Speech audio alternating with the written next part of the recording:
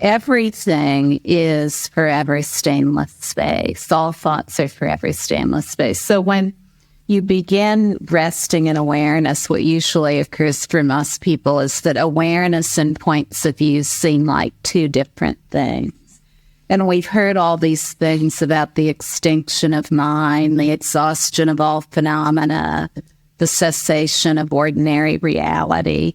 And so we interpret that through our dualist filters, and we say, oh, that means I'm not going to have any thoughts, and that's how I'll know I've made it. Oh, well, that means dead. No thoughts, that means dead. So, you see, we can get into all kinds of sublime states like no thought.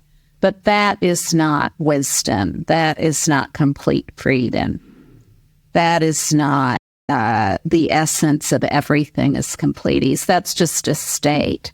So all these subtle, refined states that are associated with spiritual seeking, like no thought, a completely non-conceptual state, bliss, emptiness, impartiality, neutrality, whatever it might be.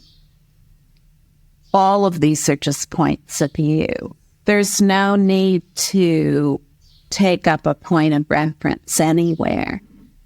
The only freedom there is the freedom in the immediacy of perception. At the beginning, just because of the habit of dualist ways of looking at things, it seems like there's awareness and points of view, like a cat watching a mouse.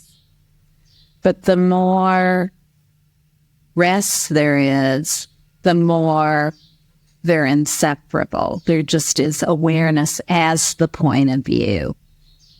That's the only awareness there is. You see what I'm saying?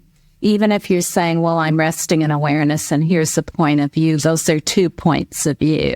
For many, it's in the beginning, it's like the cat watching a mouse. And then there's a subtle sense of awareness in all perception that comes about over time. And then that subtle awareness becomes blazing and it outshines points of view. Now, that doesn't mean that points of view, that there are no thoughts or emotions or anything like that. It just means that they're completely non-distracting. And that is what the extinction of mind means. You see, mind is just a point of view, too. There isn't something called a mind that contains a whole bunch of points of view. That's just another point of view.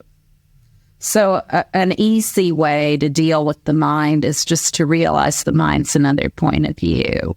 When thoughts about the mind come up, just rest. To be non-distracted by them is the key point, right?